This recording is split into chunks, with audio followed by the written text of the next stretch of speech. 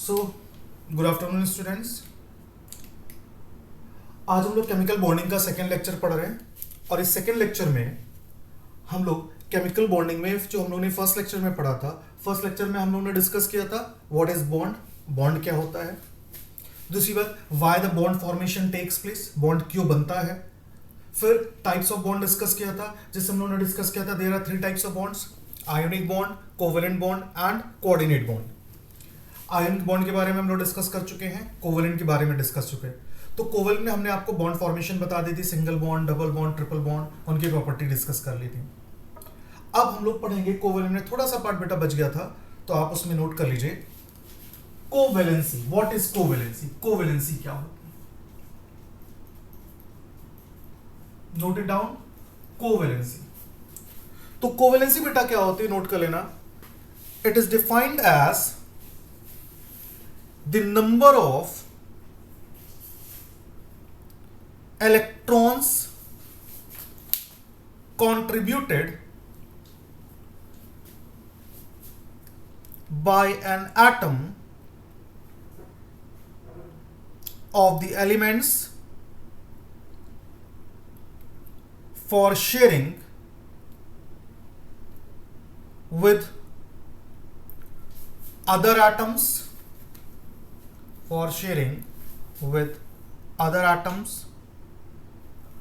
to achieve noble gas configuration।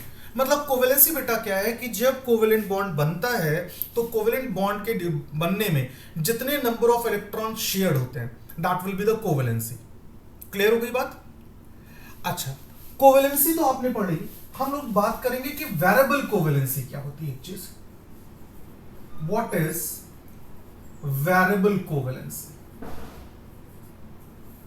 जैसे आप लोग ने वेरिएबल वैलेंसीज पढ़ी होंगी, फेरस, फेरिक, क्यूप्रस, क्यूप्रिक, तो वेरिएबल कोवेलेंसीज क्या होगी। वेरिएबल कोवेलेंसीज बेटा क्या होते हैं, कुछ एलिमेंट्स ऐसे होते हैं जो जरूरत पड़ने पर एक से ज्यादा वैलेंसी शो करते हैं, लाइक सल्फर है, फास्फोरस है, इस टाइप से जो भी एलिमेंट्स हैं वो आपके वेरिएबल कोवेलेंसी शो करते हैं। क्लोरीन है, तो फॉर एग्जाम्पल जैसे आप देखिए फास्फोरस, एटॉमिक नंबर फास्फोरस का कितना होता है बेटा, 15। यस और नो, यस।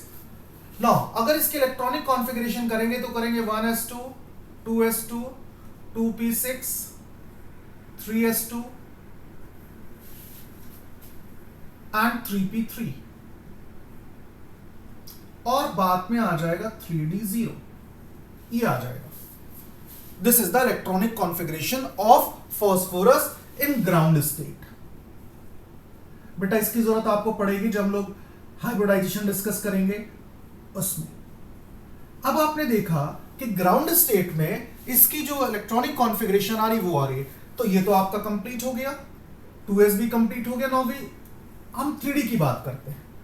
जब आप 3d की बात करेंगे तो आपने देखा 3s बन गया, ये आपका, ये 3p बन गया, और ये आपका 3d बना दिया मैंने।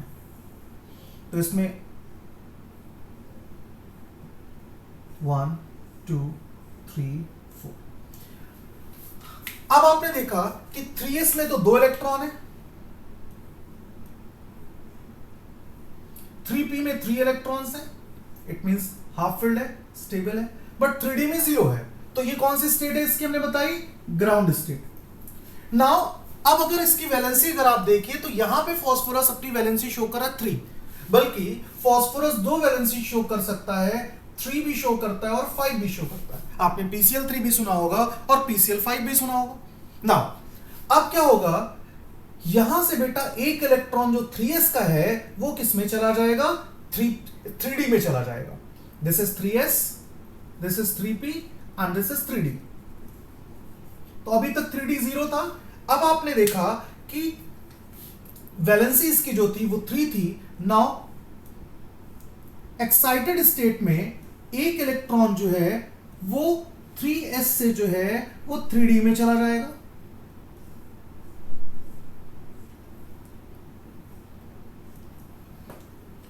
जब 3d में चला जाएगा तो आपने देखा कि अब 3s के पास एक इलेक्ट्रॉन बचा, 3p के पास 3 इलेक्ट्रॉन थे, और जो 3s का एक इलेक्ट्रॉन 3d में चला गया।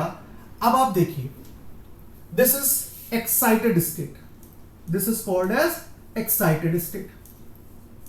अब बेटा जब यहां चला गया, अब इसकी वैलेंसी कितनी हो गई 1 + 3 + 1, दैट मीन्स अब ये जो टोटल वैलेंसी आ जाएगी दैट इज 5।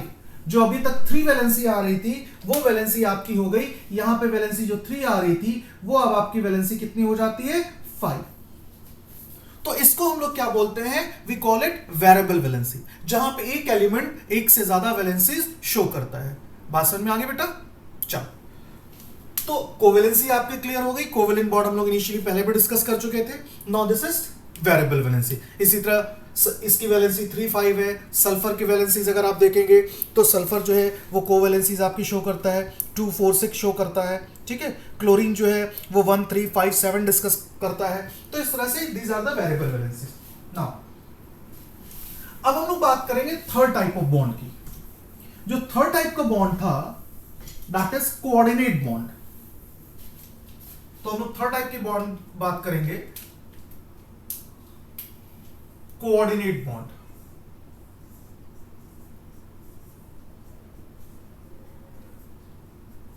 कोऑर्डिनेट बॉन्ड या इसका एक और नाम भी होता है dative bond. This is dative bond. तो कोऑर्डिनेट और डेटिव बॉन्ड क्या होता है? कोऑर्डिनेट और डेटिव बॉन्ड को भी बोल सकते हैं, ये वो बॉन्ड है बेटा जहां पे दोनों तरीके के कैरेक्टर्स आपको दिखाई पड़ेंगे। मतलब कोवेलेंट कैरेक्टर भी दिखाई पड़ेगा और आपको आयोनिक कैरेक्टर भी दिखाई पड़ेगा। तो आप कोऑर्डिनेट, इसको कोऑर्डिनेट बॉन्ड क्या होता है वो नोट कर लीजिए। अ covalent bond in which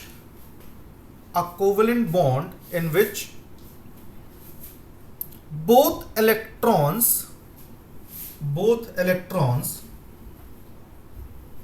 of the shared pair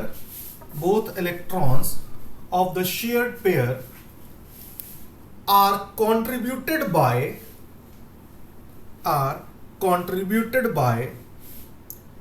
one of the atoms। बात समझ में आ गई बेटा कि यहां पे इसको कोवेलेंट बोला गया है, कहीं कहीं पे इसको कोवेलेंट कोऑर्डिनेट या कोऑर्डिनेट कोवेलेंट बॉन्ड भी बोलते हैं। तो इसमें क्या होता है कि जो शेयरिंग होगी उसमें जो पूरा का पूरा इलेक्ट्रॉन पेयर है वो दोनों में से एक ही एटम कंट्रीब्यूट करता है। Clear?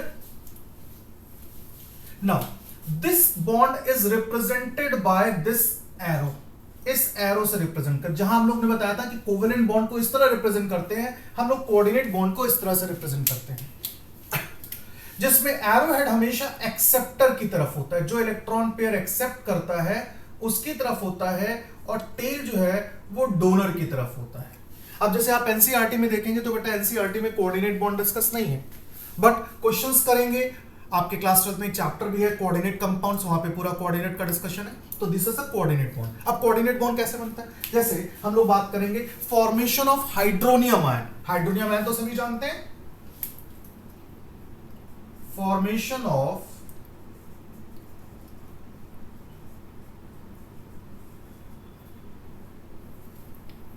Hydronium ion H3O+, this is the hydronium ion. अब आपको पता है कि हाइड्रोनियम आयन बनता कैसे है? हाइड्रोनियम आयन क्या है बेटा कि वाटर को अगर H+ आयन मिल जाए, H+ कहां से आएगा? फ्रॉम एसिड, तो ये बना लेता है H3O+। नाउ अब ये H3O+ बना कैसे ये हम देखेंगे। H3O+ कैसे बना बेटा? आपको पता है कि वाटर में तो कोवेलेंट बॉन्ड होता है, सभी को पता है। तो दिस इज वाटर, जो हम लोगों ने पहले ही पढ़ चुके हैं। अब वाटर बनने के बाद इस ऑक्सीजन के पास 2 लोन पेयर ऑफ इलेक्ट्रॉन आ जाते हैं। जब 2 लोन पेयर इलेक्ट्रॉन आ गए तब नाउ दिस इज H+, जिसे हम बोलते हैं प्रोटॉन। H+ के पास बेटा कितने इलेक्ट्रॉन होते हैं? हाउ मेनी इलेक्ट्रॉन H+ है? H+ के पास बेटा 0 इलेक्ट्रॉन होते हैं। अब अगर H+ के पास 0 इलेक्ट्रॉन है, इट मींस H+ कोई भी शेयरिंग नहीं कर पाएगा, क्योंकि शेयरिंग करने के लिए कम से कम इसे इलेक्ट्रॉन चाहिए। अब ये बॉन्ड कैसे बनेगा? अब इसमें क्या होगा बेटा कि ये जो इलेक्ट्रॉन पेयर है, लोन पेयर आपको बताया था फर्स्ट लेक्चर में, ये लोन पेयर क्या करेगा, ये H+ को दे देगा। जब ये लोन पेयर H+ को दे देगा तो आपको क्या देखने को मिलेगा? Now look at this, HOH, ये अब ये H आकर के यहां पे जुड़ गया और ये इसने बना दिया कोऑर्डिनेट बॉन्ड। अब वाटर मॉलिक्यूल ने इलेक्ट्रॉन पेयर दिया है, इट्स अ डोनर, इसलिए वाटर मॉलिक्यूल के ऊपर क्या आ जाएगा? पॉजिटिव चार्ज आ जाएगा। तो ये पॉजिटिव चार्ज ही रिप्रेजेंट करता है कि यहां पे डोनर कौन है? वाटर है। तो इस टाइप का भी स्ट्रक्चर जो है यहां पे, इसे बोला जाएगा hydronium ion, and this bond is formed is called as coordinate bond. अब क्वेश्चंस कभी कभी आ जाते हैं कि आपको लुईस डॉट स्ट्रक्चर दिया होता है, उस लुईस डॉट स्ट्रक्चर में आपसे ये पूछ लिया जाता है कि भैया इसमें कितने कोवेलेंट बॉन्ड है, कितने कोऑर्डिनेट बॉन्ड है, टाइप ऑफ बॉन्ड। तो आपको पता होना चाहिए कि what is actually coordinate bond is. ये बात समझ में आ गई? दूसरा नाम इसका आपको बताया डेटिव बॉन्ड है, ठीक है, इसको आप लोग नोट कर लीजिएगा।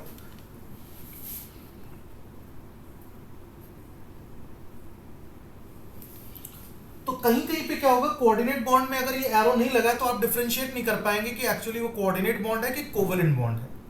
क्लियर? वो जब आप लुईस डॉट स्ट्रक्चर बना के हर एटम की स्टेबिलिटी डिस्कस करेंगे तब आप देख पाएंगे कि कौन सा बॉन्ड है। इसमें बहुत सारे और भी मॉलिक्यूल्स हैं, जैसे फॉर्मेशन ऑफ अमोनियम आयन। इसमें अमोनिया क्या है? कोवेलेंट बॉन्ड बनाता है, लेकिन अमोनिया से जब H+ आता है तो H+ को अमोनिया अपना नाइट्रोजन अपना लोन पेयर डोनेट करता है और वो बना लेता है कोऑर्डिनेट बॉन्ड। ये बात समझ में आ गई बेटा? तो this is the coordinate bond, third type का बॉन्ड है।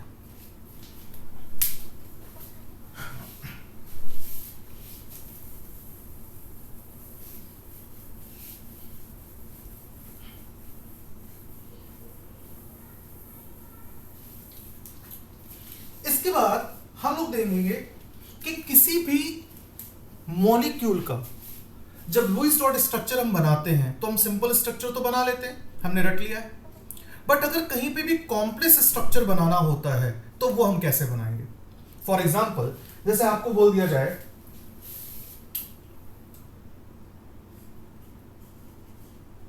कि लुईस स्ट्रक्चर ऑफ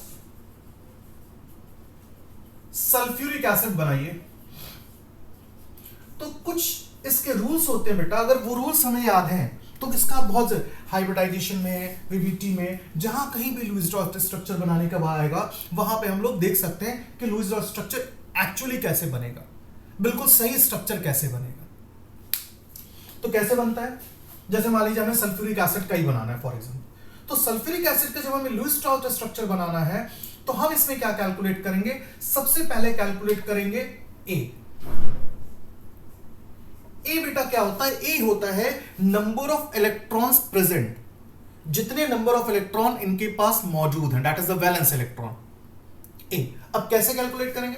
हाइड्रोजन के वैलेंस इलेक्ट्रॉन कितने हैं, वो चाहे वैलेंस बोलिए चाहे टोटल बोलिए, दैट इज 1। तो हाइड्रोजन कितना हो जाएगा बेटा? 2 × 1, 2 एटम है, एक के पास 1 है तो 2 के पास 2 हो जाएंगे, प्लस सल्फर के पास बेटा कितना है? इलेक्ट्रॉनिक कॉन्फ़िगरेशन सल्फर की कितनी होती है? 16, तो 286, दैट मींस 6 है, एक ही एटम है तो आपने लिख लिया 1 × 6। Now next is oxygen. Oxygen के वैलेंस शेल में भी 6 इलेक्ट्रॉन होते हैं, कितने एटम्स हैं? 4,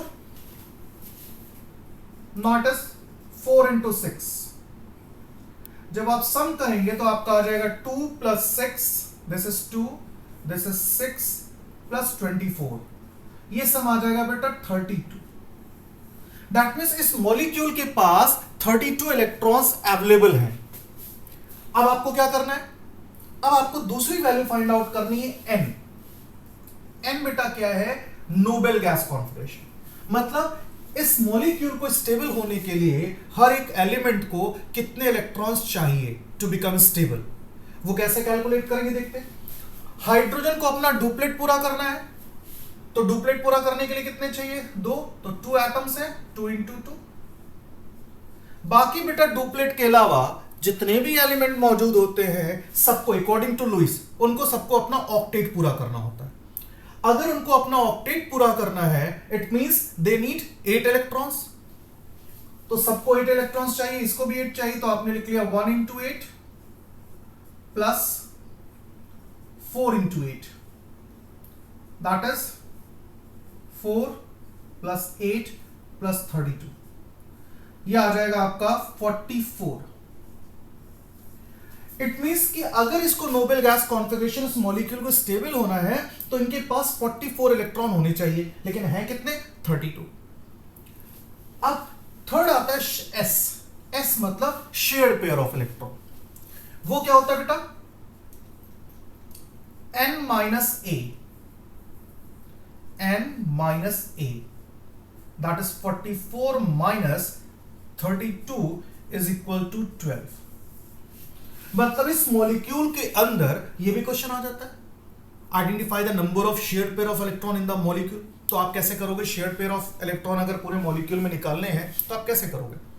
तो आपको अब आपने क्या कर लिया, आपको ही पता है इस मॉलिक्यूल के अंदर 12 इलेक्ट्रॉन की शेयरिंग हो रही है। तो जो 12 इलेक्ट्रॉन की शेयरिंग हो रही है वो हम कैसे स्ट्रक्चर बनाएंगे? अब कुछ पॉइंट्स हैं स्ट्रक्चर। जैसे फर्स्ट पॉइंट है, जब भी हम लुईस डॉट स्ट्रक्चर बनाते हैं तो फर्स्ट पॉइंट है कि हमेशा जो लीस्ट इलेक्ट्रोनेगेटिव एलिमेंट होगा उसे सेंटर में रखा जाएगा। तो हमने क्या किया? सल्फर को सेंटर में रखा।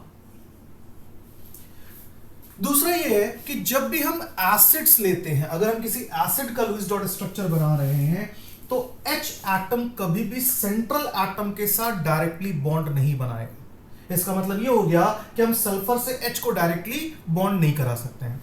तो हमने क्या कर दिया? O लिया, ये ऑक्सीजन आ गया 2, ये 3 ऑक्सीजन, ये 4 ऑक्सीजन, और H इधर ले आए हम, ये आगे के आगे H आ गए। अब जो नंबर ऑफ इलेक्ट्रॉन इनके पास अवेलेबल है वो हम बना देते हैं। जैसे आपने देखा कि सल्फर के पास अवेलेबल थे 6 वैलेंस इलेक्ट्रॉन, तो आपने बना दिए 1 2 3 4 5 6। ऑक्सीजन के पास भी 6 हैं, 2 3 4 5 6, 2, ये आपके 6 इलेक्ट्रॉन्स बन गए।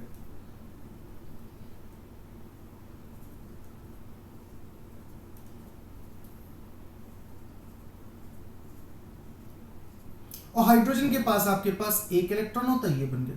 तो आपने अब काउंट कर लीजिए, जो 32 इलेक्ट्रॉन्स थे आपने वही 32 इलेक्ट्रॉन्स इसमें स्ट्रक्चर बना दिया है।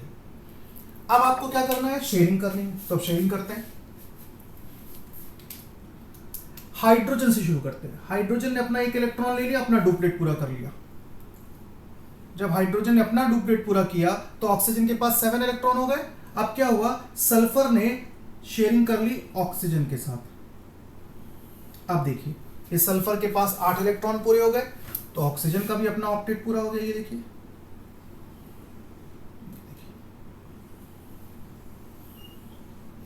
अब देखिए आपके सल्फर के 8 हो गए इलेक्ट्रॉन, ऑक्सीजन के पास 8 हो गए, हाइड्रोजन के पास 8 हो। अब क्या बचा बेटा? अब ये दोनों ऑक्सीजन बच रहे हैं। जब ये दोनों ऑक्सीजन बच रहे हैं तो अब सल्फर इनके साथ शेयरिंग तो कर नहीं सकता, क्योंकि सल्फर को ऑलरेडी ऑक्टेट पूरा हो चुका है। जब सल्फर को ऑक्टेट पूरा हो चुका है, इसका मतलब अब ऑक्सीजन कैसे स्टेबल होगा? इट मींस कि अब क्या करेगा, ये जो इलेक्ट्रॉन पेयर है पूरा का पूरा, ये कौन ले लेगा? ऑक्सीजन ले लेगा, ये वाला। और इसी को हमने बताया था कोऑर्डिनेट बॉन्ड। तो अब जब ये हो गया, अब स्ट्रक्चर बना लेते हैं। H O S O H O। अब आपसे बोला था ना कितने number of electron pair share होंगे? Total 12 electron. गिन लीजिए, 1 2 3 4 5 6। टोटल नंबर ऑफ बॉन्ड्स बेटा कितने बने? 6 बॉन्ड्स बने। 6 2 12। इसका मतलब टोटल मॉलिक्यूल जो स्टेबल हुआ है इसमें सिर्फ और सिर्फ 12 इलेक्ट्रॉन की शेयरिंग हुई है। और आपने बॉन्ड भी गिन लिए कि 4 कोवेलेंट बॉन्ड बने हैं और 2 आपके कोऑर्डिनेट बॉन्ड बने हैं। दिख रहा है बेटा सबको? क्लियर हो गया? तो ये आपको ध्यान रखना है। कि जब भी लुईस डॉट स्ट्रक्चर आप बनाते हैं तो लुईस डॉट स्ट्रक्चर एग्जैक्टली कैसे बनना चाहिए, उसके लिए बस इतना बहुत ही सिंपल है, ANS याद रखना है, आपका सिंपल कैलकुलेशन हो जाएगा। ये तो मैंने आपको एक्सप्लेन किया, जब आपको बनाना होगा तो आप सिंपली ओरली कैलकुलेशन कर सकते हैं। दूसरी बात, जब भी कोई मॉलिक्यूल आपको ऐसा मिलता है, जैसे मान लीजिए आपने लिखा CO3 2- का स्ट्रक्चर बनाना है, तो इसके ऊपर 2- है, तो 2- का मतलब क्या हो गया कि इस मॉलिक्यूल के पास 2 इलेक्ट्रॉन एक्स्ट्रा आ गए हैं।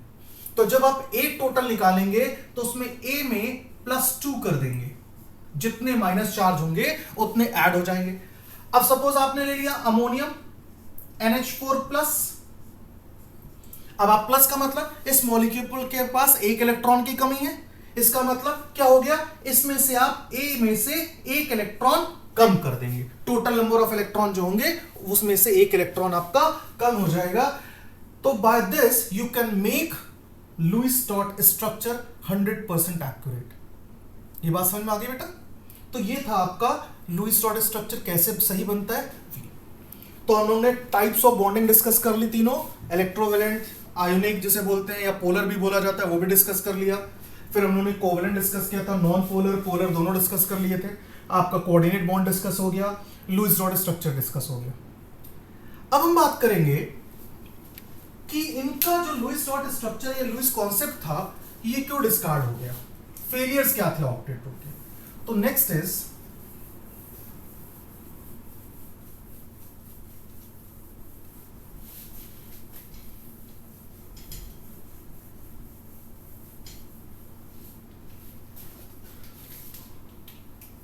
failure of octet rule, failure of octet rule, कि ऑक्टेट रूल क्यों फेल हो गया। इसके बाद अलग अलग थ्योरीज आई, तो ऑक्टेट रूल फेल होने का रीजन क्या था। तो इसमें कुछ बहुत सारे पॉइंट्स थे, जैसे पहला, द फर्स्ट इज कि कुछ ऐसे मॉलिक्यूल्स मिले जिन मॉलिक्यूल्स के पास 8 से कम इलेक्ट्रॉन थे, बट वो मॉलिक्यूल स्टेबल थे। जैसे लुईस साहब ने कहा था कि जिन मॉलिक्यूल्स के आउटर मोस्ट में ऑक्टेट जिनका पूरा होगा वही स्टेबल माने जाएंगे, बट एक्चुअली उनका ऑक्टेट पूरा नहीं था फिर भी। तो पहला जैसे हो गया, first, molecules having less than 8 electrons.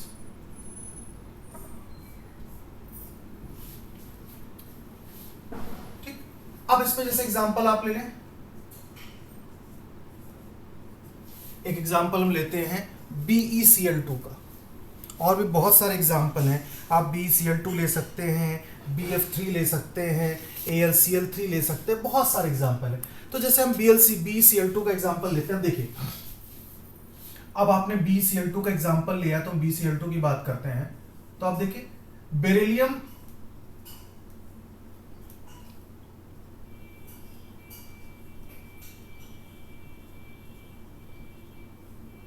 ये देखिए, तो क्लोरीन का तो ऑक्टेट पूरा हो गया, लेकिन बेरिलियम का तो ऑक्टेट नहीं पूरा हुआ ना।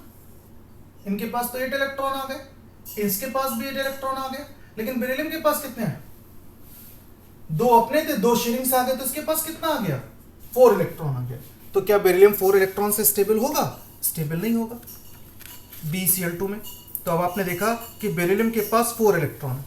इसी तरह अगर आप दूसरा देखिए, जैसे BF3, तो फ्लोरीन तो बेटा स्टेबल हो जाएगा, लेकिन जब आप बोरॉन के इलेक्ट्रॉनिक कॉन्फ़िगरेशन करेंगे तो बोरॉन के पास 6 इलेक्ट्रॉन आएंगे, नहीं होगा stable. Same way aluminium chloride का आप लुईस डॉट स्ट्रक्चर बना के देख लीजिए। एल्युमिनियम के आउटर मोस्ट में 3 होते हैं, वो 3 क्लोरीन के साथ शेयरिंग करेगा, तो 3 के जैसे आप शेयरिंग करेगा तो एल्युमिनियम के पास कितने इलेक्ट्रॉन आए, 6 आए, लेकिन एल्युमिनियम क्लोराइड एग्जिस्ट करता है, आपको पता है एल्युमिनियम। तो ये पहला ड्रॉबैक ही है कि ऐसे मॉलिक्यूल जब हम ऑक्टेट की बात करें, स्टेबिलिटी की बात करें, तो यहां पे ये मॉलिक्यूल कैसे एग्जिस्ट कर रहे हैं जो उनका ऑक्टेट पूरा नहीं है। क्लियर? तो this is known as molecules having less than 8 electrons. दूसरी जो एग्जांपल्स हैं जस्ट उल्टे हैं।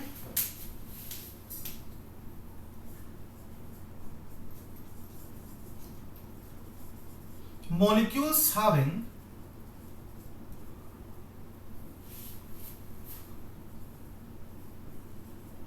मोर देन 8 इलेक्ट्रॉन्स। अब बहुत सारे ऐसे मॉलिक्यूल्स भी मिले जिनके पास 8 से ज्यादा इलेक्ट्रॉन्स हैं, फिर भी उन्हें बोला जाता है वो मॉलिक्यूल स्टेबल है। अब वहां भी ऑक्टेट रूल फेल हो गया। ऑक्टेट रूल के पास कोई एक्सप्लेनेशन नहीं था कि भाई ऐसा कैसे हो गया। फॉर एग्जाम्पल जैसे PCl5, SF6 sulphur hexafluoride, IF7 phosphorus pentachloride हो गया, सल्फर हेक्साक्लोराइड हो गया, आयोडीन हेक्साफ्लोराइड हो गया, ये मॉलिक्यूल्स हैं।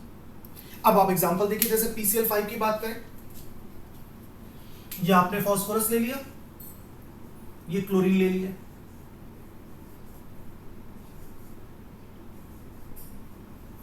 ये क्लोरीन ले लिया। अब फॉस्फोरस के पास तो बेटा 5 इलेक्ट्रॉन होते हैं वैलेंस शेल में, 1 2 3 4 और 5। क्लोरीन के पास आपको पता है 7 होते हैं। तो क्लोरीन के पास अगर 7 इलेक्ट्रॉन होते हैं तो वो जब शेयरिंग करेगा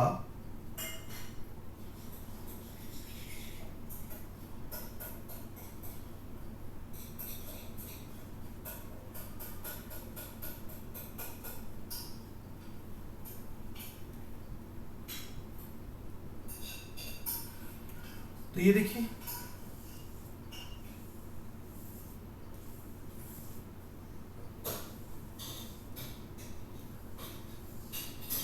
तो क्लोरीन का तो ऑक्टेट पूरा हो गया, लेकिन फास्फोरस के पास कितने इलेक्ट्रॉन हो जाएंगे? फास्फोरस के पास बेटा हो जाएंगे, जब आप काउंट करेंगे तो फास्फोरस के पास हो जाएंगे 7 इलेक्ट्रॉन्स, सॉरी 10 इलेक्ट्रॉन्स। 7 तो क्लोरीन के थे और ये इसके पास हो जाएंगे 10 electrons. Now this phosphorus has 10 electrons in its valence shell, क्योंकि 5 तो अपने होगा, 5 क्लोरीन के साथ शेयरिंग कर रहा है, उनके साथ हो जाएगा, तो 10 इलेक्ट्रॉन हो गए। इन द सेम वे जब आप सल्फर का चेक करेंगे तो सल्फर के पास आ जाएंगे 12 इलेक्ट्रॉन सिस्टम कहलाता है, आयोडीन कहलाता है 14 इलेक्ट्रॉन सिस्टम कहलाता है। अब ये कैसे पॉसिबल कि जब हम ऑक्टेट की बात करें तो ये मॉलिक्यूल्स कैसे स्टेबल हो गए? तो ये सारी चीजें जो थी, less than octet, more than octet. इसके अलावा कुछ मॉलिक्यूल्स हैं जिन्हें लोग ऑड इलेक्ट्रॉन मॉलिक्यूल्स कहते हैं, उनकी बात करते हैं कि वहां पे जो मॉलिक्यूल्स बन रहे हैं, जैसे थर्ड है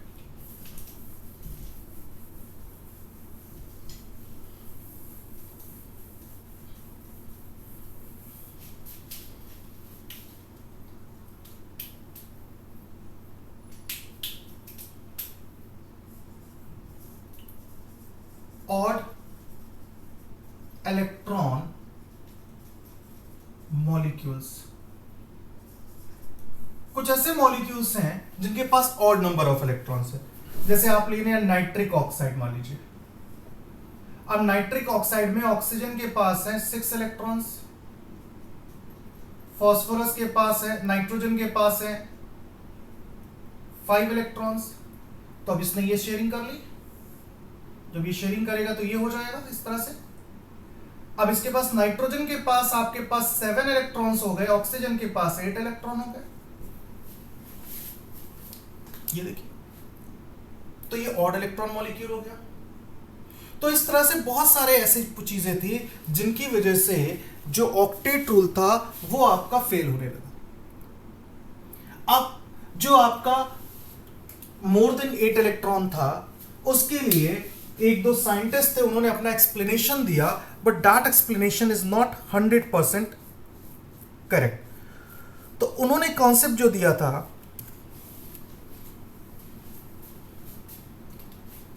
एक साइंटिस्ट थे सकडन एंड सिडविक के नाम से है, सकडन एंड सिडविक सिंगलेट लिंकेज, ये नाम नोट कर लीजिएगा, सकडन एंड सिडविक सिंगलेट लिंकेज के नाम से था। इन्होंने ये बताया कि जैसे आपने बोला ना कि फास्फोरस का स्ट्रक्चर हमने बनाया, तो जब आपने बोला कि फास्फोरस के पास क्लोरीन है और हमने बताया था कि according to the Lewis phosphorus के पास 10 इलेक्ट्रॉन आ रहे थे, तो सकडन साहब ने ये बताया भैया कि जो फास्फोरस है वो उतने ही क्लोरीन के साथ शेयरिंग करेगा जितने फास्फोरस को जरूरत है। मतलब फास्फोरस के पास 5 इलेक्ट्रॉन थे, तो वो 5, उसे जरूरत कितने की थी बेटा? 3 की। तो वो 3 क्लोरीन के साथ तो कोवेलेंट बॉन्ड बनाएगा, बट जो 2 क्लोरीन एटम थे जिनको एक एक इलेक्ट्रॉन की जरूरत थी, ये अब इस क्लोरीन के पास आपको पता है 7 इलेक्ट्रॉन थे, इस क्लोरीन के पास भी 7 इलेक्ट्रॉन्स थे, और मान लीजिए ये इसके अपने इलेक्ट्रॉन्स हो गए 1 2 3 4 एंड 5। तो इन्होंने बताया सकदन साहब ने कि फास्फोरस क्या करेगा। अभी तक जैसे कोऑर्डिनेट बॉन्ड में आपने देखा था कि इलेक्ट्रॉन पेयर शेयर्ड होता था, तो इन्होंने बताया कि फास्फोरस के पास जो इलेक्ट्रॉन एक्स्ट्रा रखा हुआ है वो क्या करेगा? उस क्लोरीन को दे देगा क्लोरीन की स्टेबिलिटी के लिए। तो इनको ने नाम रखा सिंगलेट लिंकेज। ये तो इन्होंने बोला कि ये इलेक्ट्रॉन ये इसको दे देगा, और ये सिंगलेट लिंकेज बताई इन्होंने। ये दिस इज लाइक दिस, ये सिंगलेट लिंकेज, एक इलेक्ट्रॉन शेयर हो रहा है तो सिंगलेट लिंकेज बोला। तो ये कॉन्सेप्ट दिया था सकदन साहब ने, लेकिन दैट इज नॉट 100% एप्रोप्रिएट, बहुत ज्यादा इसके ऊपर वो नहीं हुआ, तो इसको एक्सेप्ट नहीं किया गया। इनके साथ जो सिडविक साहब थे उन्होंने भी वो कोवेलेंसी वाला ऑप्शन दिया, मैक्सिमम कोवेलेंसी जो मैंने आपको पढ़ाई थी उसका दिया उन्होंने, कि जरूरत पड़ने पर वो अपनी वैलेंसी कम ज्यादा कर सकता है, but that was not the proper explanation. इसलिए इसका फेलियर शुरू हो गया, और जब इसका फेलियर शुरू हो गया तो नई थ्योरीज आना शुरू हो गई। क्लियर हो गई बात? तो बेटा इसको नोट कर लीजिएगा, that is about the failure of the octet rule. Clear हो गया?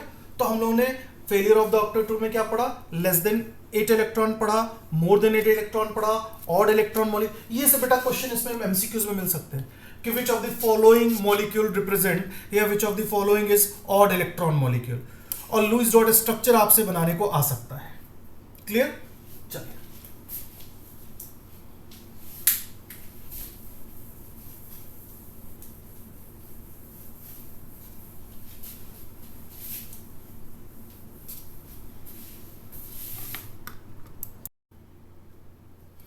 तो बच्चों हम लोग ने कोवेलेंट बॉन्ड के फेलियर पढ़ लिया था, फेलियर ऑफ ऑक्टेट को डिस्कस कर लिया है। अब नया टॉपिक हम लोग पढ़ेंगे फॉर्मल चार्ज। ठीक है? तो फॉर्मल चार्ज क्या होता है? What is formal charge? तो फॉर्मल चार्ज क्या होता है बेटा, कि इसकी डेफिनेशन नोट कर लीजिए। Formal charge for the atom in a molecule, formal charge of the atom in a molecule or ion is the charge calculated for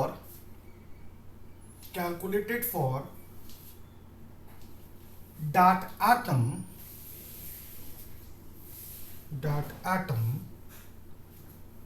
based on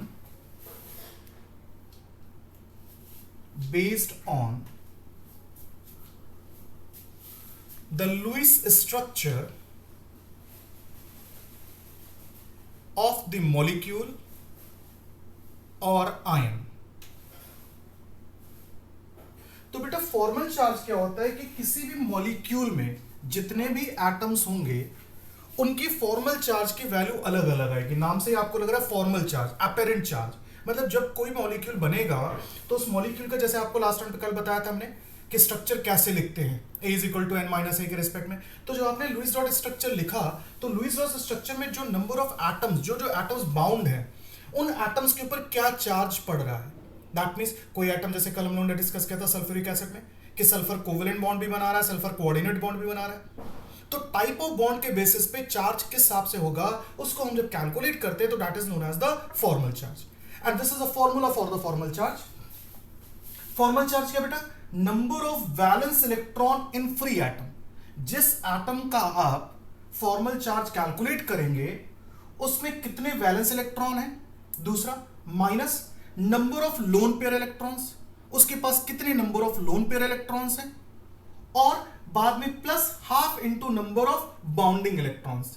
तो लोन पेयर को हम लोग नॉन बॉन्डिंग इलेक्ट्रॉन इसलिए बोल रहे हैं कि जो लोन पेयर इलेक्ट्रॉन है वो बॉन्डेड स्टेट में नहीं है, वो बॉन्डिंग नहीं कर रहा है, और ये नंबर ऑफ बॉन्डिंग इलेक्ट्रॉन। तो by this formula we can calculate formal charge, हम फॉर्मल चार्ज निकाल लेंगे। तो आप फॉर्मूला नोट कर लीजिए इसका, फिर मैं आपको एग्जांपल से एक्सप्लेन करता हूं कि फॉर्मल चार्ज कैसे कैलकुलेट होगा। नोट कर लीजिए।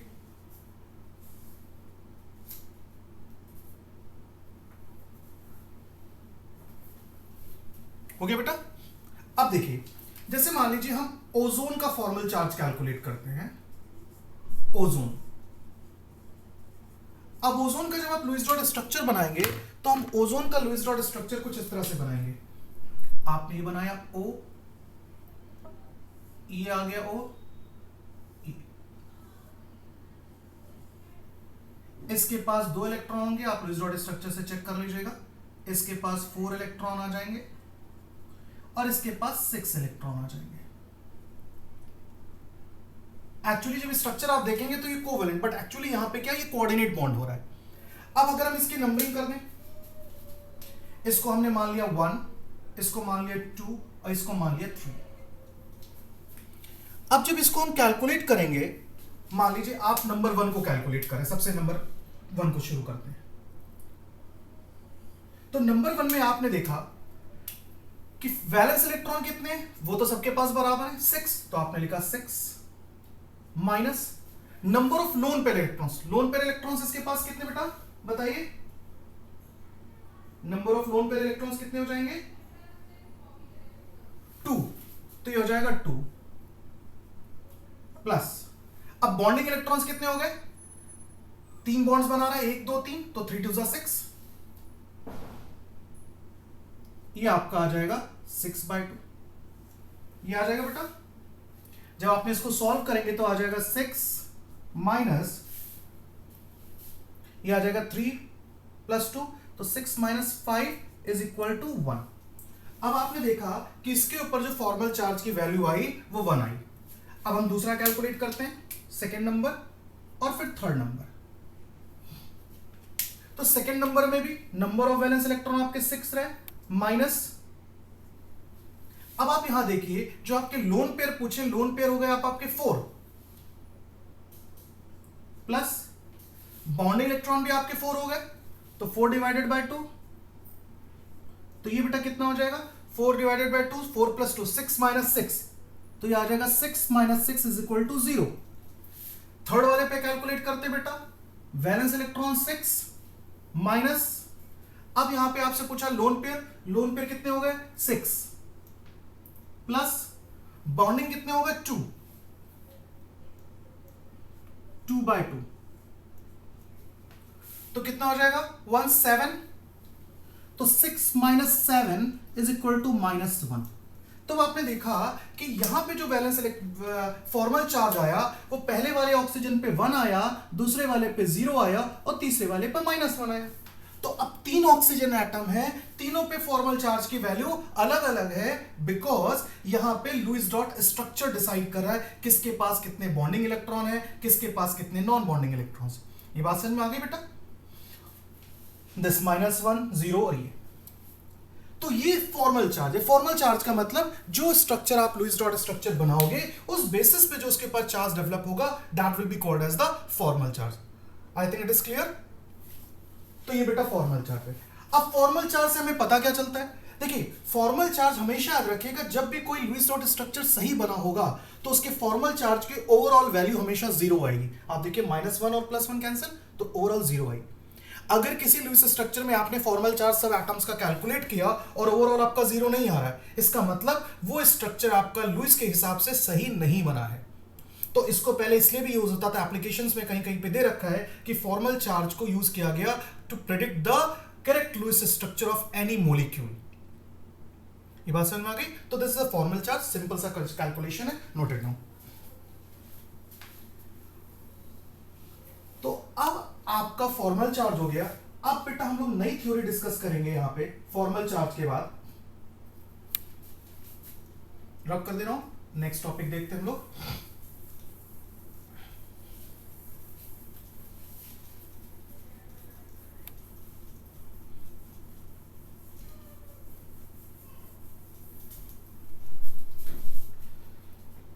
नेक्स्ट टॉपिक है आपका polarity in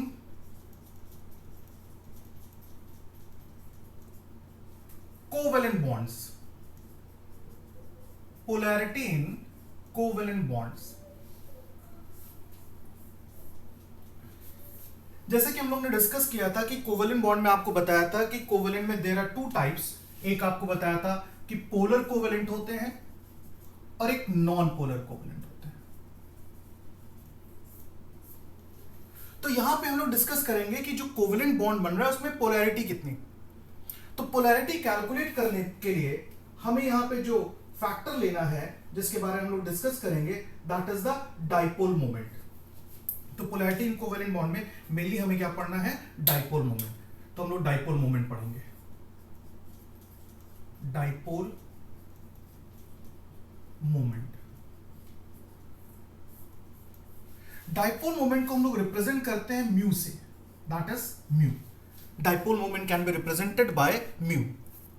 now what dipole moment is, dipole moment actually होता क्या है। मान लीजिए आपने कोई पोलर कोवेलेंट बॉन्ड बनाया और ये पोलर कोवेलेंट बॉन्ड आपका आ गया।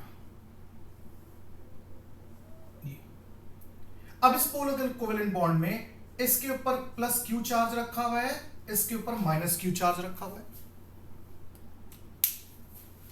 और इन दोनों के एटम्स की इंटरन्यूक्लियर डिस्टेंस जो है that is D. Internuclear distance आपको डी दे दी गई कि जो आपने कोवेलेंट बॉन्ड बनाया है उस कोवेलेंट बॉन्ड में दो चार्जेस होंगे, क्योंकि चार्ज सेपरेशन हो चुका है, हम पोलर बोल रहे हैं, इसका मतलब पोलैरिटी डेवलप है। डिस्कस किया था हम लोगों ने फर्स्ट लेक्चर में कि पोलैरिटी का मतलब क्या है, partial partial positive and partial negative develop होगा। अब जब partial positive partial negative develop हुआ तो दोनों के इंटरन्यूक्लियर डिस्टेंस के बीच जो दूरी है उसको हमने डी मान लिया। तो डाइपोल मोमेंट को डिफाइन कैसे करते हैं बेटा, note it down. It is defined as the magnitude of, it is defined as the magnitude of any one of the charges, any one of the charges and the distance between, and the distance between the two charges। तो फिर से बता रहा हूं कि dipole moment क्या है। Dipole moment actually कि जो मैग्नीट्यूड होगा पॉजिटिव और नेगेटिव जो चार्ज होता है उसमें मैग्नीट्यूड की वैल्यू दोनों में सिमिलर होगी। तो any one of the magnitude ले लेंगे और डिस्टेंस ले लेंगे। तो इसका फॉर्मूला क्या बनता है, its formula is mu equals to Q into D. This is the formula for the dipole moment. Note it down. Dipole moment का जो फॉर्मूला है वो ये है।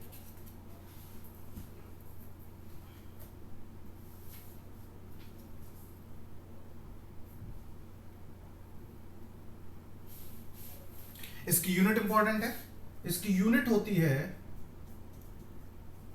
डी बाय, इसको रिप्रेजेंट करते हैं कैपिटल डी से। Its unit is D by and is represented by capital D. दूसरी बात, डाइपोल मोमेंट को रिप्रेजेंट करने का तरीका जो है दैट इज ये दिस एरो। ये एरो हमने कोऑर्डिनेट बॉन्ड में भी पढ़ा था। इस एरो के टेल पे हम ये लाइन खींच देते हैं तो ये रिप्रेजेंट करता है डाइपोल मोमेंट को। And dipole moment is a vector quantity. ये बेटा एक वेक्टर क्वांटिटी है। तो अगर ये वेक्टर क्वांटिटी है तो डायरेक्शन बताएगी। हमेशा ये जो मूवमेंट होगा ये फिर से वही कि जिस तरफ इलेक्ट्रॉन पेयर जाएगा, जिसकी तरफ शिफ्ट होगा, ये एरो हेड उसकी तरफ होगा, और ये हमेशा किसकी तरफ होगा, जिससे दूर जाएगा, और ये जिसकी तरफ पास जाएगा। तो हम लोग वेक्टर इसमें डाइपोल मोमेंट को हम लोग इस तरह से रिप्रेजेंट करेंगे। जो 1 डिवाई की वैल्यू है कहीं के ईएसयू के रिप्रेजेंटेशन में मिलेगा, तो 1 debye is also equal to 1 into 10 to the power -18 ESU centimetre. आप ये भी याद कर लीजिएगा। ESU इलेक्ट्रोस्टैटिक यूनिट होती है, उसके रिस्पेक्ट में भी दे रखा है, लेकिन जनरली आपको डिबाई देखने को मिलेगा। तो डाइपोल मोमेंट, बात समझ में आ गई। तो अब डाइपोल मोमेंट का यूज क्या है। जैसे हम लोग ने पढ़ा था कि बहुत सारे मॉलिक्यूल पोलर होते हैं, लेकिन उन पोलर मॉलिक्यूल के जब हम डाइपोल मोमेंट की वैल्यू कैलकुलेट करेंगे तो that value comes to be 0। अब आप क्या बोलेंगे कि वो मॉलिक्यूल आपका पोलर नहीं है? पोलर है, पोलैरिटी डेवलप हो रही है, बट म्यू की वैल्यू वहां पे 0 आएगी।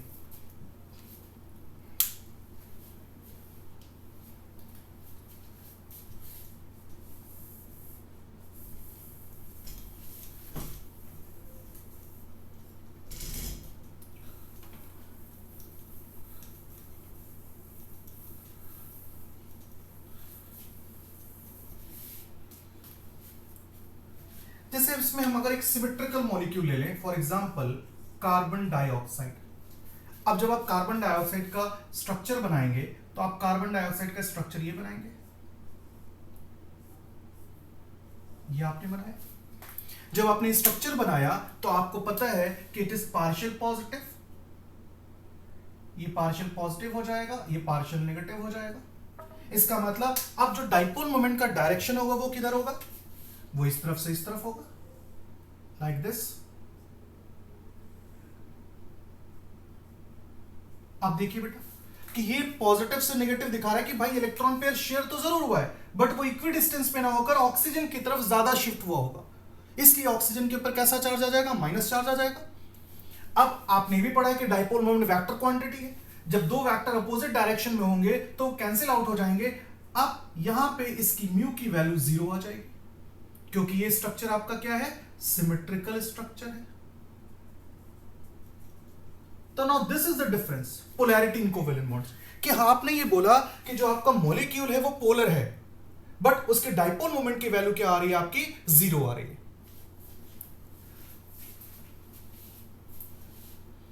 तो बहुत सारे सिमेट्रिकल मॉलिक्यूल्स हैं, CO2 हो गया आपका,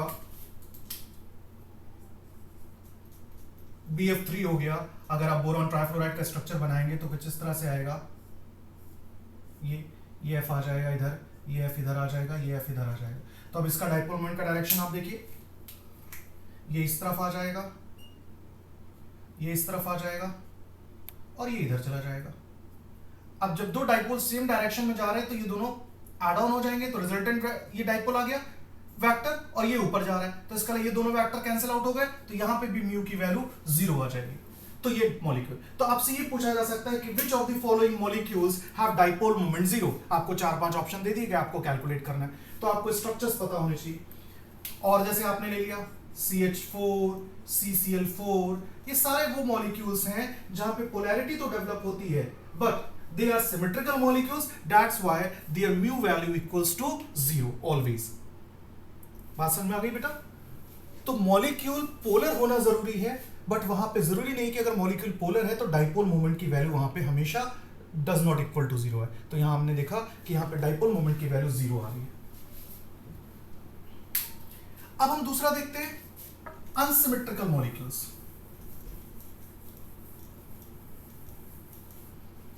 सेकेंड कैटेगरी हम देखेंगे अनसिमेट्रिकल, कि अनसिमेट्रिकल मॉलिक्यूल जो हैं उनकी डाइपोल मोमेंट की वैल्यू हम कैसे निकालेंगे। जैसे पहला एग्जांपल ले लेते हैं, वाटर सपोज। अब वाटर स्ट्रक्चर देखिए, एंगुलर स्ट्रक्चर होता है वाटर का, ये। अब वाटर में आपने देखा कि वाटर में डाइपोल मोमेंट का डायरेक्शन किधर होगा? टुवर्ड्स ऑक्सीजन होगा, क्योंकि ऑक्सीजन इज इलेक्ट्रोनेगेटिव। इसका रिजल्टेंट कहां जाएगा? यहां पे जाएगा। तो that means here the mu does not equal to 0, यहां म्यू की वैल्यू आपकी 0 नहीं आएगी।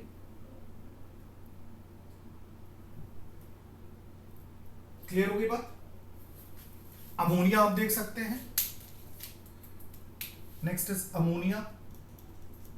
अमोनिया का स्ट्रक्चर आप देखिए, यहां आपने देख लिया अमोनिया का स्ट्रक्चर। किस टाइप का स्ट्रक्चर होता है अमोनिया में बेटा? What is the structure of ammonia? ये देखिए, ये एक लोन पेयर होगा यहां पे, हमें उसकी जरूरत नहीं है यहां पे। अब आप इसका स्ट्रक्चर ड्रॉ करेंगे तो ये देखिए, नाइट्रोजन मोर इलेक्ट्रोनेगेटिव है, तो ये डाइपोल मोमेंट का डायरेक्शन ये हो जाएगा। अब रिजल्टेंट डाइपोल मोमेंट ये जा रहा है, दैट मीन्स यहां पे म्यू की value does not equal to 0। तो अनसिमेट्रिकल मॉलिक्यूल के केस में सल्फर डाइऑक्साइड है, मिथाइल क्लोराइड है, ये सारे के सारे एग्जांपल्स ऐसे हैं, जैसे आपने सल्फर डाइऑक्साइड ले लिया, मिथाइल क्लोराइड ले लिया, ये सारे के सारे मॉलिक्यूल्स जो हैं अनसिमेट्रिकल मॉलिक्यूल्स हैं और इनके में डाइपोल मोमेंट की वैल्यू हमेशा क्या होती है, डज नॉट इक्वल टू 0 आएगी।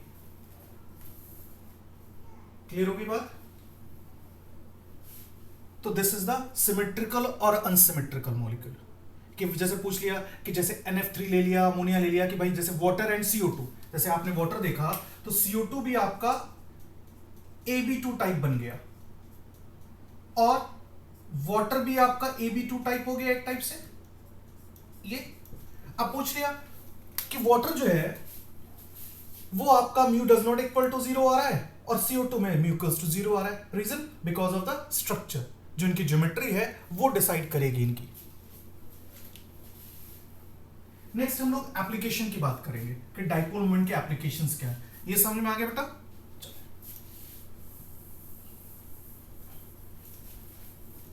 तो इसमें बहुत सारे मॉलिक्यूल्स आ जाते हैं, मिक्स करके दे दिए गए और उन्होंने पूछ लिया आपसे कि बताइए कि which of the following pair या which of the molecules are polar, या किन की डाइपोल मोमेंट की वैल्यू 0 है, किन की नहीं है। इस टाइप से क्वेश्चन आपसे सिलेक्ट करने को आ सकते हैं। नेक्स्ट आता है बेटा applications of dipole moment.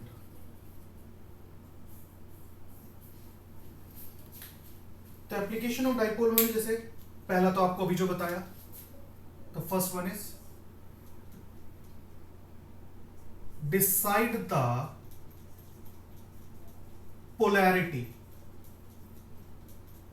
Decide the polarity of the molecule, कि कौन मॉलिक्यूल की आपकी पोलैरिटी डिसाइड करनी है कि कौन से मॉलिक्यूल आपके जो हैं वो पोलर हैं और कौन से मॉलिक्यूल आपके पोलर नहीं हैं।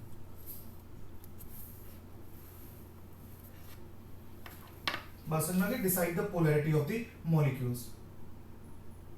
तो यहां पे क्या है कि जिन मॉलिक्यूल्स की पोलैरिटी, जैसे अगर डाइपोल मोमेंट की वैल्यू 0 आती है तो they are called as non polar,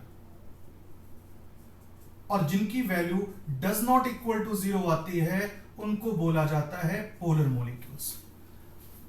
तो जब आप डाइपोल मोमेंट डिसाइड करेंगे स्ट्रक्चर के बेसिस पे, तो जो भी मॉलिक्यूल्स जिनकी आपकी म्यू की वैल्यू 0 आएगी उनको आप नॉन पोलर बोलेंगे, और जिनकी डज नॉट इक्वल टू 0 आएगी they are called as polar molecule. Second है परसेंटेज आयोनिक कैरेक्टर। कैलकुलेट कैसे करते हैं? Percentage ionic character, percentage ionic character, how we calculate the percentage ionic character. तो परसेंटेज आयोनिक कैरेक्टर के लिए बेटा simple सा फॉर्मूला है, कभी कभार न्यूमेरिकल्स पूछ लेते हैं। तो परसेंटेज आयोनिक कैरेक्टर के लिए हम फॉर्मूला लिखते हैं एक्सपेरिमेंटल वैल्यू ऑफ म्यू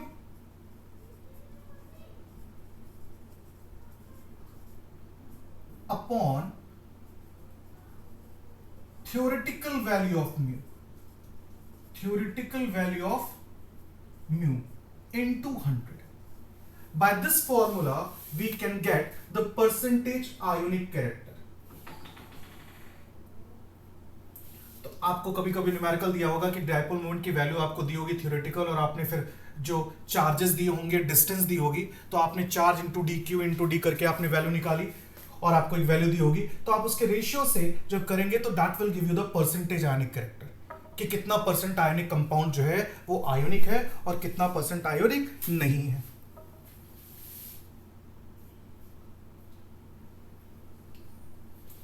तीसरा आता है बेटा use geometry of the molecule. किसी भी मॉलिक्यूल की ज्योमेट्री अगर हमें पता करनी होती है तो भी डाइपोल मोमेंट की हेल्प लेते हैं, उससे हम पता कर सकते हैं। तो जैसे आपने बोला कि अगर मॉलिक्यूल की म्यू की वैल्यू 0 आएगी, तो जैसे पहले प्रूव किया था कि मॉलिक्यूल सिमेट्रिकल है, मतलब लीनियर स्ट्रक्चर है, तो उसकी म्यू की वैल्यू क्या हो गई? 0 आ जाएगी। अगर मॉलिक्यूल एंगुलर है, जैसे H2O का एग्जांपल लिया था, तो वहां पे आपने देखा म्यू की value does not equal to है। तो अगर मॉलिक्यूल आपका लीनियर होगा, सपोज लाइक दिस, ये सेंट्रल एटम हो गया, ये दो एटम्स हो गए, तो वेक्टर्स कैंसिल आउट हो जाएंगे। इसका मतलब मॉलिक्यूल की वैल्यू क्या आ गई, म्यू की वैल्यू 0 आ गई। इसका मॉलिक्यूल आपका क्या होगा, नॉन पोलर हो जाएगा। तो आप ज्योमेट्री पता कर सकते हैं इससे।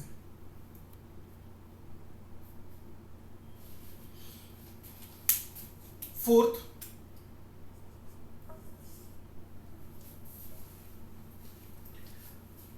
एल्कीन्स के केस में आपने आइसोमर्स में पढ़ा होगा सिस एंड ट्रांस में, तो हमेशा याद रखिएगा कि सिस का जो है, cis has greater dipole moment than trans. Reason आपको पता चल गया होगा कि सिस में क्या होते हैं, दोनों ग्रुप, जैसे आपने ये लिया सिस में, जैसे आपने ले लिया ये आपने x ले लिया, ये आपने y ले लिया। अब देखिए अगर दो ये अपोजिट ग्रुप्स हैं, ये तो ये ट्रांस हो गया, तो क्या करेंगे, एक दूसरे को कैंसिल आउट कर देंगे। तो इसीलिए हमेशा याद रखिएगा कि म्यू की वैल्यू सिस की वैल्यू हमेशा ज्यादा आएगी, ट्रांस की वैल्यू हमेशा कम आएगी।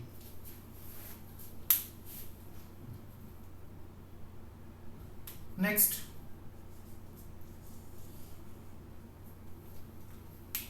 Orientation of benzene. Orientation of benzene,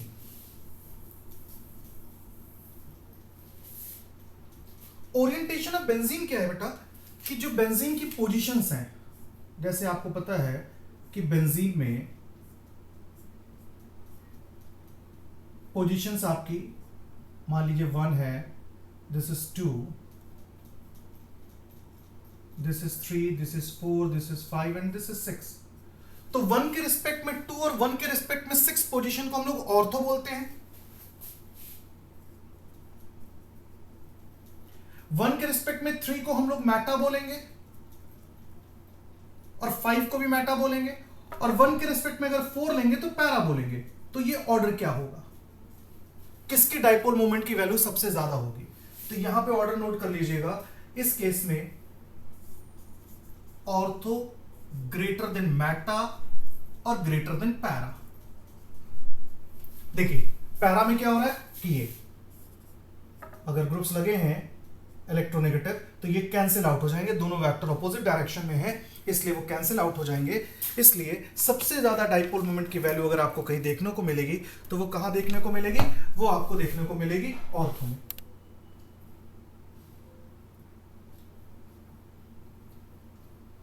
तो ये कुछ एप्लीकेशंस थे डाइपोल मोमेंट के, मतलब decide the polarity, percentage ionic character आप डिसाइड करेंगे, ज्योमेट्री ऑफ द मॉलिक्यूल पता कर सकते हैं आप कि लीनियर है, एंगुलर है। सिस ट्रांस में अगर आइडेंटिफाई करना है तो सिस के डाइपोल मोमेंट की वैल्यू ट्रांस से ज्यादा आएगी, और बेंजीन के केस में ऑर्थो मेटा पैरा, कि this is the order of increasing dipole moment.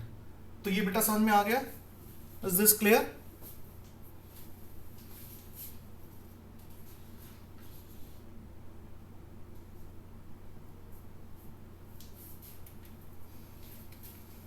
समझ में आ गया बेटा?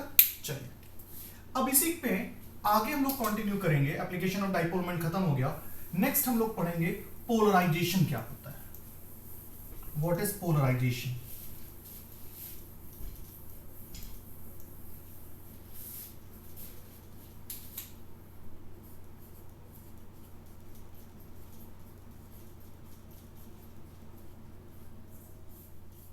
पोलराइजेशन,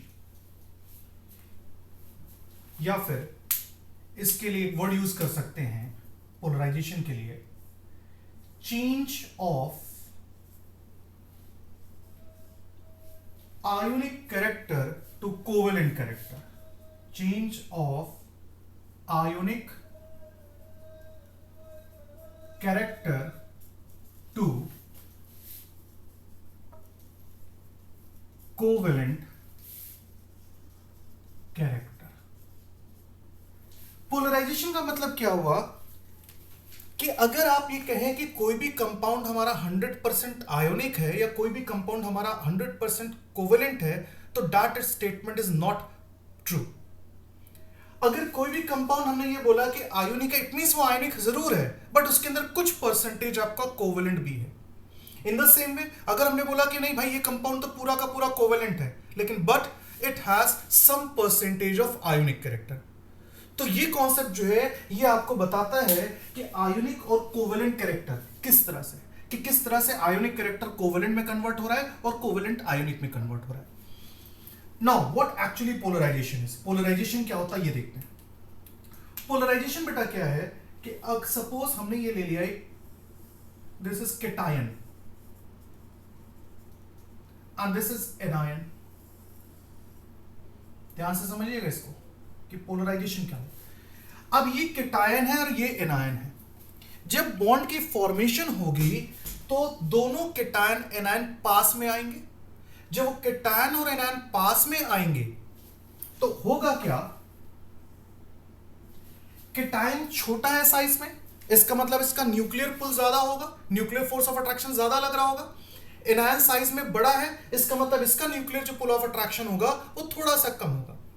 नाउ व्हाट हैपेंड कि जो केटायन है उसमें तो कोई चेंज नहीं आएगा, बट एनायन में जो उसका शेप है वो डिफॉर्म कर जाएगा लाइक दिस।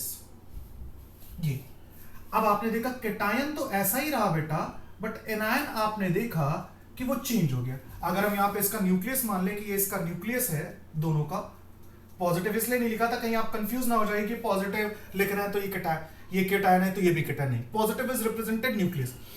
तो इसका न्यूक्लियस तो आपने देखा वहीं रहा, इसका न्यूक्लियस क्या हो गया, एक तरफ शिफ्ट हो गया क्योंकि ये इलेक्ट्रॉन क्लाउड इधर आ गया।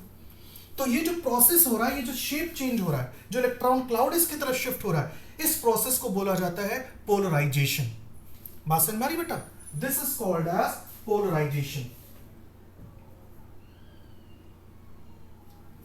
तो पोलराइजेशन की डेफिनेशन आपको इतना नहीं है सॉरी। तो दैट मींस जो नेट चेंज आया, डिस्टॉर्शन हुआ इसके शेप में, that distortion is termed as the polarization. अब यहां दो टर्म्स आते हैं, एक होता है पोलराइजिंग पावर और एक होता है polarizability. Have you heard that terms? Polarizing power और दूसरा है आपका पोलराइजिबिलिटी। अब पोलराइजिंग पावर और पोलराइजिबिलिटी क्या है? पोलराइजिंग पावर बेटा क्या है कि किसी भी केटायन की tendency, the tendency of cation to polarize the anion, वो कितनी स्ट्रांगली किसी एनायन को पोलराइज कर सकता है, कितना ज्यादा उसको डिस्टॉर्ट कर सकता है, कितना ज्यादा उसको डिफॉर्म कर सकता है, that is called as the polarizing power. अभी फैक्टर्स डिस्कस करेंगे कि कैसे पोलराइजिंग पावर केटायंस की बढ़ती है, कैसे कम होती है, अभी डिस्कस कर रहे हैं। और एनायन क्या है कि टेंडेंसी टू गेट पोलराइज्ड, कि कौन सा एनायन कितना ज्यादा अपने आप को डिफॉर्म करता है, क्योंकि जैसे जितना ज्यादा पोलराइजेशन होगा इट मींस उतना ज्यादा उसके अंदर कोवेलेंट कैरेक्टर आएगा। तो जितना ज्यादा कोवेलेंट कैरेक्टर आएगा इसका मतलब उसका उतना ज्यादा पोलराइजेशन हो रहा है। तो पोलराइजिंग पावर क्या हो गई? The tendency of cation to polarize the anion. Note it down, if you want to note it down. The tendency of cation to polarize the anion। ठीक है बेटा? नाउ पोलराइजिबिलिटी, कि the tendency of anion to get polarized is termed as polarizability. बात समझ में आ गई बेटा? तो ये जो पूरा प्रोसेस है that is called as polarization. जो डिफॉर्मेशन होगा, जो इनके शेप में चेंज आएगा एनायन का due to cation, presence of cation, that is called the polarisation.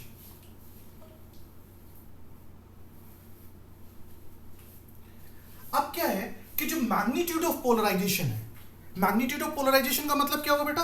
कि कितना इफेक्टिवली कोई भी एनायन पोलराइज होगा या कोई केटायन किसी को पोलराइज करेगा। उस मैग्नीट्यूड ऑफ पोलराइजेशन को स्टडी करने के लिए देयर आर सर्टेन रूल्स, और वो जो फैक्टर्स हैं रिस्पॉन्सिबल हैं, उन फैक्टर्स को हम लोग डिस्कस करेंगे। और ये फैक्टर्स सजेस्ट किए थे, एक साइंटिस्ट थे फजान, तो हम लोग इनको फजान्स रूल भी बोल सकते हैं, we call it Fajans rule. Generally यही इसका ज्यादा एप्लीकेशन यूज है, फजान्स रूल फॉर पोलराइजेशन। तो पोलराइजेशन क्लियर हो गया, पोलराइजेबिलिटी क्लियर हो गया। अब हम लोग डिस्कस करेंगे फजान्स रूल। तो फजान साहब ने कुछ बताया कि भाई कैटायन एनायन में अगर ये चीजें होंगी तो उससे ये फर्क पड़ेगा कि मैग्नीट्यूड ऑफ पोलराइजेशन बढ़ेगा कि कम होगा। तो सबसे पहले बात करते हैं फर्स्ट कैटायन।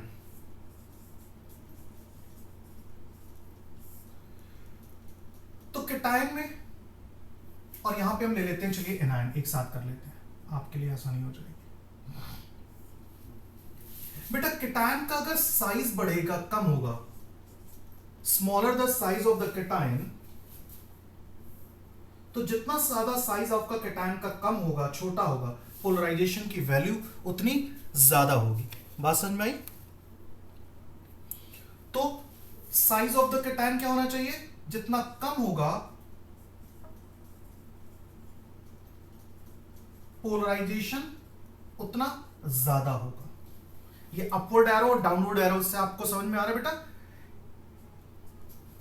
क्लियर हो गया? ये आप लिख सकते हैं कि यहां पे size is inversely proportional to polarization, जो आपको समझ में आए ये भी लिख सकते हैं कि size is inversely proportional to polarization.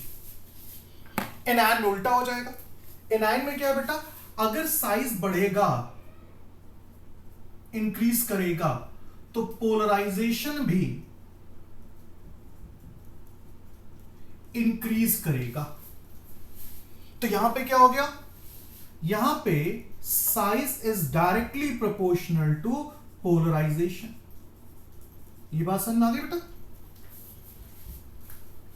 कि साइज ऑफ द कैटायन अगर बढ़ेगा तो पोलराइजेशन कम हो जाएगा। क्लियर? तो आप एक बार इसको देख लीजिए साइज के बेसिस पे।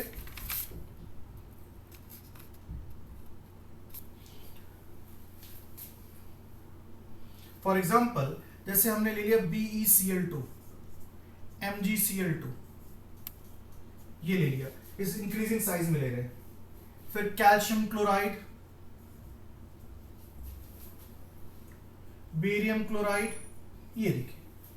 अब आपने देखिए ये ऑर्डर मैंने लिखा है। अब इस ऑर्डर में आपसे बोला जाए arrange this molecule in increasing order of polarisation, ये increasing order of covalent character. तो अब आप देख रहे हो कि जब आप यहां से जा रहे हो तो इसमें नेगेटिव, तो एनायन तो सेम है। इसका अलग कैटायन का साइज क्या हो रहा है? बेरिलियम जब आप ग्रुप में ऊपर से नीचे मूव करते हैं तो क्या होता है? कैटायन का साइज बढ़ता है। अगर कैटायन का साइज बढ़ रहा है, इसका मतलब अगर साइज बढ़ेगा तो पोलराइजेशन कम होगा। इसका मतलब जब आप लेफ्ट टू राइट जा रहे हैं तो पोलराइजेशन कम हो रहा है, तो कोवेलेंट कैरेक्टर भी क्या होगा? इट मींस इस डायरेक्शन में आने पर कोवेलेंट कैरेक्टर इंक्रीज करेगा। Covalent character increases. देखिएगा, ध्यान से समझ लीजिएगा इसको। बात समझ में आ गई बेटा? कि सबसे ज्यादा कौन कोवेलेंट होगा? बेरिलियम। और सबसे कम कौन हो जाएगा? बेरियम हो जाएगा।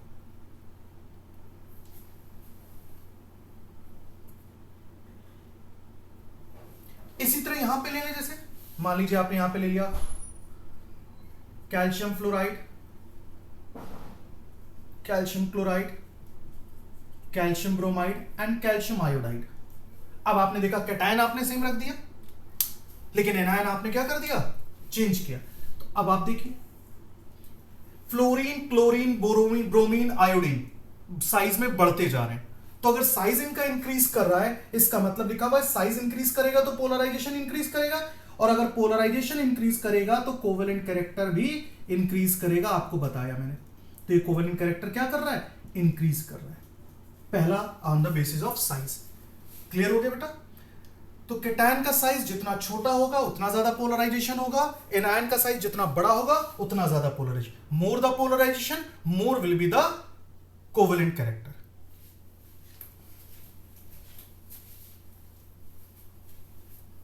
तो पहला आपका जो था that is size of the cation और एनायन, दोनों एक साथ हमने डिस्कस कर लिया। साइज। सेकेंड बेटा,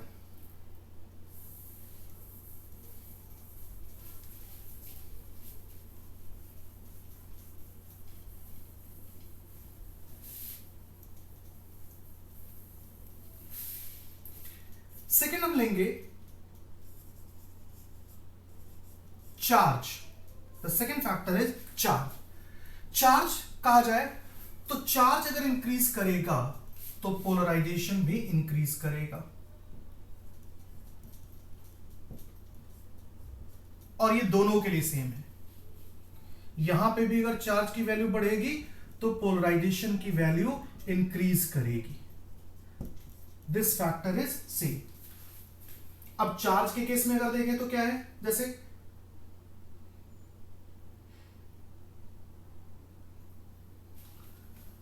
तो चार्ज किसी का भी, जैसे आप एग्जांपल ले लीजिए, सपोज हमने ले लिया, आपको बोला NaCl ले लिया, MgCl2 ले लिया, AlCl3 ले लिया, ये ले लिया। अब आपसे बोला इनको अरेंज करिए increasing order, increasing covalent character में, तो अब आपके पास नेगेटिव आयन सेम है। अब कौन डिसाइड करेगा? चार्ज डिसाइड करेगा। दैट मींस यहां पे देखिए चार्ज की वैल्यू +1 है, यहां पे चार्ज की वैल्यू +2 है, यहां पे चार्ज की वैल्यू +3। इसका मतलब क्या हो गया कि चार्ज इंक्रीज कर रहा है तो इसका पोलराइजेशन इंक्रीज करेगा, तो कोवेलेंट कैरेक्टर भी इंक्रीज करेगा,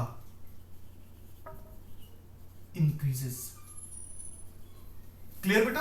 तो ये चार्ज के बेसिस पे, चार्ज चाहे कैटायन का हो और चार्ज चाहे एनायन का हो, दोनों के लिए सेम चीज है। चार्ज बढ़ने से कोवेलेंट कैरेक्टर जो है वो हमेशा बढ़ेगा ही, ये हमेशा याद रखिएगा।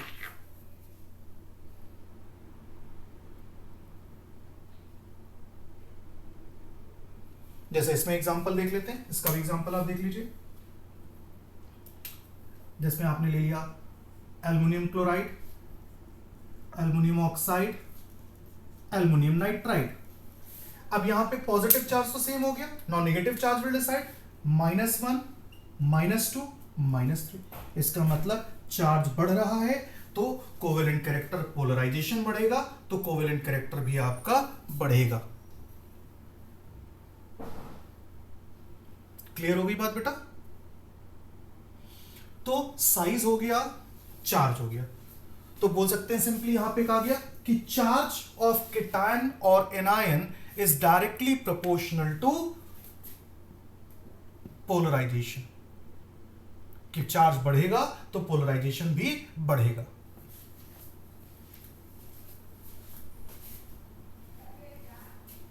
ठीक, नाउ द थर्ड फैक्टर, इसे रब कर रहा हूं, third factor.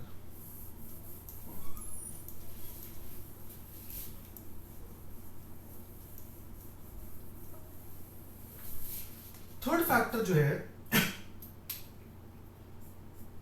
That is pseudo inert gas configuration. अब वर्ड आ रहा है स्यूडो इनर्ट गैस कॉन्फ़िगरेशन। एक तो इनर्ट गैस कॉन्फ़िगरेशन होती है जो हम लोगों ने पढ़ी है लुईस के हिसाब से, कि अगर किसी भी एलिमेंट के आउटर मोस्ट वैलेंस शेल में 8 इलेक्ट्रॉन आ जाएंगे तो वो अपने आप को स्टेबल मानेगा, that is stable. But pseudo inert gas configuration क्या है, इसमें एक एग्जांपल से डिस्कस कर लेते हैं, उससे आपको क्लियर हो जाएगा। फॉर एग्जांपल कि जैसे ये बोला गया कि भाई CuCl जो है वो NaCl से ज्यादा कोवेलेंट है, that means CuCl is more covalent than NaCl, और बल्कि Cu और Na में जो साइज है तकरीबन बताया गया बराबर है। Cu का साइज जो आएगा 0.96 के आसपास आता है, उसका भी इसी तरह 0.95 और समथिंग लाइक इसी तरह होगा उसका भी। अब जब आप इसके इलेक्ट्रॉनिक कॉन्फ़िगरेशन करेंगे तो लास्ट में आएगा Cu में आप देखेंगे 3s2, 3p6 एंड 3d10, ये कॉपर का आएगा लास्ट। और वहां पे आपको पता ही है क्या आएगा, सोडियम में क्या हो जाता है बेटा, 2s2, 2p6। Sodium is 2s2, 2p6।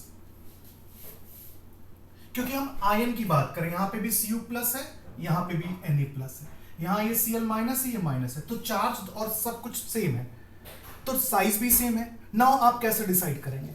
तो अब आपने क्या देखा कि यहां पे तो ये नॉर्मल इनर्ट गैस कॉन्फ़िगरेशन, यहां पे इसके पास कितने इलेक्ट्रॉन आ गए, 8 इलेक्ट्रॉन, जो एक रूल बोलता है ऑक्टेट रूल वाला। लेकिन यहां पे क्या है, इसका आउटर मोस्ट शेल जो है, जैसे आउटर मोस्ट शेल है दैट इज 18 इलेक्ट्रॉन, ये कंप्लीटली फिल्ड हो गया है। तो अब अगर ये कंप्लीटली फिल्ड है तो इसको बोला जाता है स्यूडो इनर्ट गैस कॉन्फ़िगरेशन। तो ये बताया गया कि अगर किसी भी कैटायन के पास स्यूडो इनर्ट गैस कॉन्फ़िगरेशन आ जाती है तो वो ज्यादा पोलर हो जाता है in comparison to the normal inert gas configuration. ये बात बेटा समझ में आ गई आपको? तो ये एक फजान रूल का लास्ट पॉइंट है। साइज ऑफ कैटायन हो गया, साइज ऑफ एनायन हो गया, चार्ज ऑफ कैटायन हो गया, चार्ज ऑफ एनायन हो गया। दूसरा ये आ गया कि स्यूडो इनर्ट गैस कॉन्फ़िगरेशन के साथ अगर आप नॉर्मल इनर्ट गैस कॉन्फ़िगरेशन को कंपेयर करेंगे तो जो स्यूडो इनर्ट गैस कॉन्फ़िगरेशन है that is more covalent than other gas configuration, then more covalent than the inert gas configuration, normal configuration। ये बात समझ में आ गई बेटा? तो यहां पे एक समरी बना देता हूं, आप इसको नोट कर लीजिएगा कि अगर पोलराइजेशन बढ़ेगा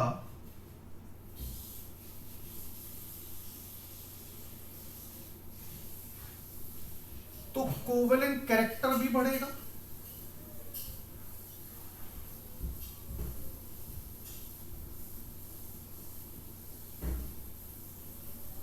अगर कोवेलेंट कैरेक्टर बढ़ेगा तो what about the melting point?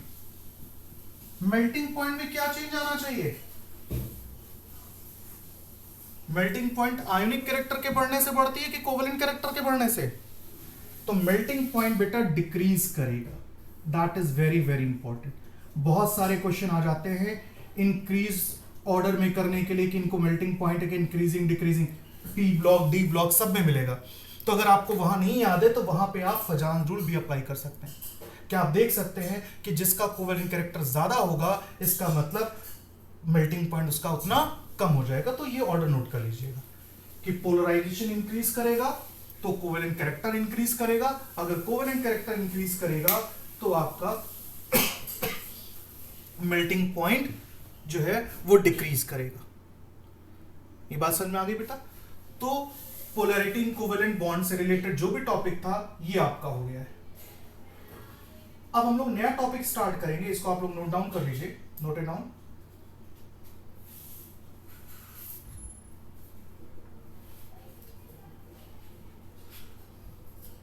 रब कर दो इसे।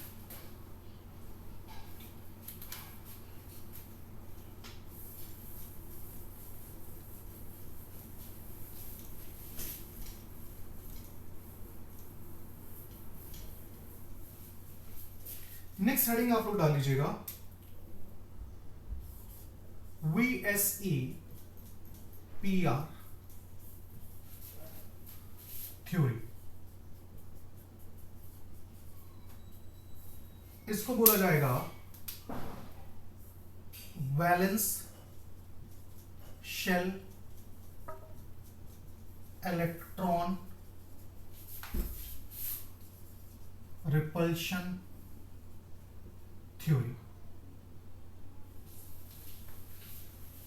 Sorry electron pair repulsion, it is electron pair repulsion theory.